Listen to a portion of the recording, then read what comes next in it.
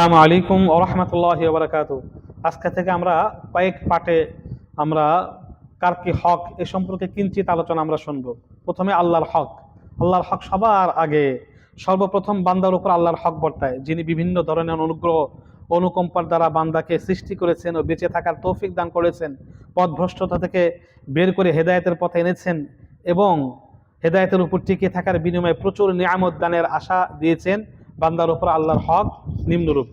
বান্দার উপর আল্লাহর হক, এই কিছু হক রয়েছে, যেমন এক নম্বর, আল্লাহর সত্তা ও গুণাবলী সম্পর্কে কোরআন ও হাদিসের বর্ণনা অনুযায়ী বিশ্বাস স্থাপন করা। দুই নম্বর, আকীদা, আমল, লেনদেন ও চারিত্রিক বিষয়সমূহ তার সন্তুষ্টির আলোকে গ্রহণ করা ও তার অপছন্দনীয় বিষয়সমূহ বর্জন করা। তিন নম্বর, তার সন্তুষ্টি অর্জন ও তার প্রতি শ্রদ্ধা বোধকে অন্য সকলের সন্তুষ্টি ও ভালোবাসার উপর প্রাধান্য দেওয়া। চার নম্বর, কারো সাথে ভালোবাসা বা বিদ্বেষ অথবা কারো সহযোগিতা করা বা না করা সব কিছুই আল্লাহ তাআলার সন্তুষ্টির জন্য করা। এবার আমরা কোরআন পাকের হকসমূহ, কোরআনে কারিমের হকসমূহ।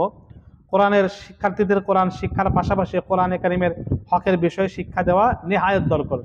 যেহেতু আমরা কোরআন পড়ি, কোরআন ঘরে রাখি, কোরআনের হক সম্পর্কে জানা অবশ্যই দরকার।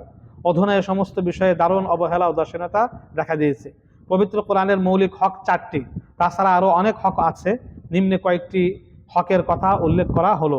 কোরআনের এক নম্বর হক আজমত, অর্থাৎ সবচেয়ে বেশি ভক্তি তাজিম করা।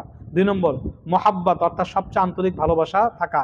তিন নম্বর, তেলাওয়াত মাসিহাত, অর্থাৎ সহি শুদ্ধ রূপে তেলাওয়াত করা, সহি শুদ্ধ তেলাওয়াত শেখা, সহি শুদ্ধ রূপে তেলাওয়াত করা।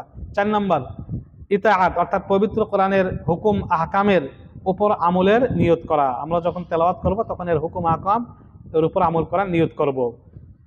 তেলাওয়াতের বিশেষ তিনটি ফায়দা আমরা পরবর্তী ভিডিও এর পর থেকে আলোচনা শুনবো।